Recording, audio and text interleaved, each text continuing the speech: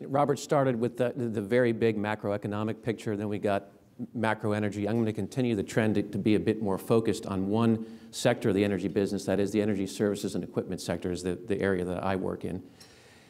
This first chart is an update of a slide that I presented at this panel almost exactly a year ago. And what it is, it's the historical and projected onshore U.S. rig count, which is a proxy for overall oil field service activity, an imperfect proxy, but a proxy nonetheless. If you go back to the left side of this chart into that 08-09 time period, you can see what happened during the financial crisis. We had a sharp decline in oil prices, the rig count plummeted, but the market recovered very quickly. What happened? OPEC went, I think it was 3 cuts that they announced, totaling about 4.2 million barrels a day. To put that in context of what Dave was saying, those are big cuts. And they actually achieved about a 4 million barrel a day cut. Market recovered quickly. We entered into this just great environment of 10 through 14. Of course, we get to then late 14, it becomes clear that the market is coming out of balance, and unfortunately for the energy industry in the United States, OPEC decided they were not going to be the swing producer this time, made it very clear that they weren't going to cut production. And so you see there the rapid decline in rig count that began after the fourth quarter and into the first quarter. And what you can see there on the right is that the light blue and those numbers at the top represent what I showed here a year ago. And then looking at the gray at the bottom, it shows what we're now projecting for those periods. So what a difference a year makes. It also is a reminder that how difficult this business is to predict, because those are huge differences. So where are we right now? The rig count, most recent Baker Hughes, 476 rigs. That is below the 488 rig count low that was last seen in the 98-99 downturn. And it's been written that the records go back to 1948, and you probably have to go back to the 1800s to see a lower rig count than we're seeing right now. Now, a rig today is not a rig 50 years ago, let alone 100. So it's a little bit unfair, but it gives you a sense for just how tough things are right now in the energy patch. So where does that leave us today? Massive excess capacity. The industry downturn was so sharp and occurred against a view at that time that we've got this great resource potential in the U.S. This is going to go on for decades. So the whole industry was ramping up, adding capacity. Right now, just to give you a few examples on this page, onshore rig count, I showed those rig count numbers. If you look at just what we might call the tier 1 rigs, the rigs that have walking or skidding capacity, there's maybe 1,000 of those. Those are all relatively new assets. The utilization on those very new, very expensive assets, less than 50%. And you can see a picture of those stacked up in a West Texas yard there in the upper right. Going below that, same story in offshore drilling, but the downturn occurred earlier there as the costs for offshore are slower to react. But there's still, you can see that lightly shaded portion at the right showing capacity, rigs continuing to be delivered. That's going to keep happening. Probably some of that gray beneath that's going to go away as rigs are retired, but same story, tons of excess capacity around, something a little north of 50% utilization. And then finally, one more example, pressure pumping is probably the poster child of excess capacity. That industry saw a huge ramp up, not just in activity, but in the amount of horsepower being used per well. So it was an accelerated demand compared to the rig count. And the supply chains took a while to really gear up and start rolling that equipment out. And so it took a while for that to slow down. Tons of excess capacity. One source on the slide there says we've gone down 47%, and that's in the bottom left there, in terms of demand, to arrive at utilization between 50 and 60%. Our own analyst at Simmons would suggest it's somewhere in the range of 20 to 30% utilization. So what does that mean? Companies have been forced to drop their prices in their margins down to, in many cases, cash flow break even, some cases worse. It's a real fight out there for those that are still around. So what does that mean for services and equipment M&A activity? That's the area that I focus on. And this shows the number of deals completed by quarter going back to 09. And you can see here how active things were in that time period of the 11, 12, 13, 14. Credit markets were very accommodative. There were a lot of companies and investors who made a lot of money very quickly, who were interested in realizing the value that they created. A lot of willing buyers funded by both easy debt markets and private equity. So just a great environment as the markets continue to grow and get better during that time frame. And then you can see, of course, that the shape of this curve is similar to what we saw in the rig count, and that activity has really trended down pretty hard since that the world changed at the end of 14. Still a lot of transactions occurring. This is global, by the way, not U.S., so this is looking around the world, but still a decent amount of activity, but at a much lower level and trending down. And what I'm going to do in the next couple of slides is look at that box that's charted, that's shown in the right. The last 5 quarters, let's look a little bit more detail as to what kind of deals are getting done in this market.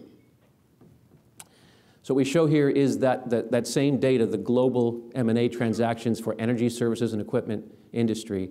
And you can see the U.S. is about 61% of the deals. Europe, meaning primarily the UK and Norway, is about 22%. You can see the rest. Others, really Russia and China. On the left, you can see the target sector. And what we did here was we looked at the data over this last 5 quarters, and we said, what are some reasonable categories to drop these in? It's not perfect. Sometimes it's these overlap sectors. But one of the points I wanted to make was if you look at this, 34% of the deals we put in the category of consulting, engineering, data, software. And I think these businesses are holding up a lot better as companies are trying to find new technology and new ways to lower costs. These companies are doing okay. They also tend to be much more differentiated and niche-oriented than some of the more commoditized sectors, so that their business has been holding up. Pipeline-related, another area where there's been a decent amount of activity. These companies are driven by midstream activity, midstream drivers.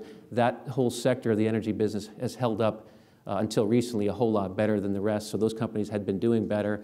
Environmental services, typically somewhat different drivers. And then you get into what I tend to refer to as the more traditional oil and gas service deals, equipment making, and drilling and production well services. You can see those numbers on the bottom. I suspect if we went back and looked over a longer period, you'd see more of those types of deals and fewer of the ones in the top. This next slide looks just at that U.S.-only piece, the 61%. Somewhat surprisingly to me, the breakdown's about the same, whether you look globally or the U.S. in terms of the types of deals that are out there. But I'd highlight that a fair amount of deals still getting done, 123 transactions since this downturn. Now, yes, the drivers are different. It's a harder market in which to get deals done, but they're getting done. And here I sort of focused in a bit more on those 2 traditional sectors in the bottom there. On the energy equipment side, about 70%, again, rough estimate, are upstream equipment oriented. The upstream focus tends to be more on production and intervention, where things haven't been hit as hard as sort of rig equipment, where there's just so much idle equipment. And then on the right, within that drilling and production well services, about 2/3 of those deals have been really commoditized services where anybody can buy a piece of equipment and get in the business. The rest have been more niche-oriented transactions. Just to highlight a couple quickly transactions that we're seeing. This one on the left, Quintana Archer, this was a public company, Archer, that had a struggling U.S. production-oriented business, and they ended up spinning that out in exchange for stock in a private, equity-backed private company. So they spun this out in exchange for a 42% position in a private company. It allowed them to take it off their balance sheet, achieve consolidation savings, and use stock as a way not to have to increase their leverage. They couldn't have used cash. It was, again, one of these things that really was only possible or will only happen in this kind of environment when companies can use shares to do a deal like this. The middle one, Summation, is an example of one of these data engineering software companies doing quite well, sold for a high multiple to a business, Accenture, broadly diversified, not at all really hurting from the energy business downturn, cash sale at a good price. Summation is energy focused, but it's around cybersecurity and IT and those sorts of things. And then lastly, on the right, Siona has sold a subsidiary PDI. This was done in our Aberdeen office. This was a typical sell the asset PDI to a business actually out of India that wasn't energy focused. They had the cash to make the acquisition. Siona needed cash badly. They were under administration. So one of those kinds of deals. And these are the kind of flavor for the deals that we're seeing today. Capital markets, this chart shows the quarterly issuance of oil field service and equipment bonds and equity issuances from 2009 through 16. And you can see there that things have been relatively quiet since the end of 14. We haven't had an IPO since Fairmont Santrol in sort of mid-14, and that's energy industry overall, not just services and equipment. But it's been really quiet. The only two transactions we saw of any magnitude in 15 were a couple. It was Archrock and Ocean Rig back in Q2. Most recently, we just saw an offering by Weatherford, decent-sized business, and I'll get into that in a second, but also even more recently, U.S. Silica. So maybe some indication that the service companies, after a long drought, are starting to think that maybe it is time to start raising equity. So a couple of comments on that Weatherford equity offering. Because it was so significant, you can see there had not been much in the way of equity issued for a long time. In our conversations with the public companies, a lot of them are thinking about it. Many of them have debt structures that were issued when times were really good. They don't have difficult covenants. They don't have maturities near term, so they haven't had to do something.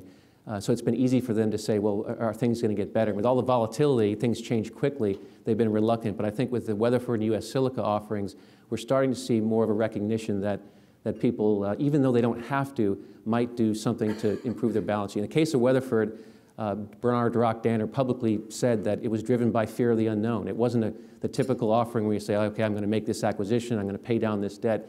It was really to provide additional liquidity, as some have said, to put more canteen or more water in the canteen to make it to the other side. The market reaction was actually positive, despite the dilution that occurred. You see there Weatherford trading from a couple days before to a couple days after, a little bit trading down probably on leakage of the news. It traded up afterwards. There was some volatility in the days that followed, but today Weatherford's outperformed the peers there, Schlumberger, Halliburton, and the OSX since that deal was announced. So I think we're likely to see more of these. And with that, I will turn it back over to Bill.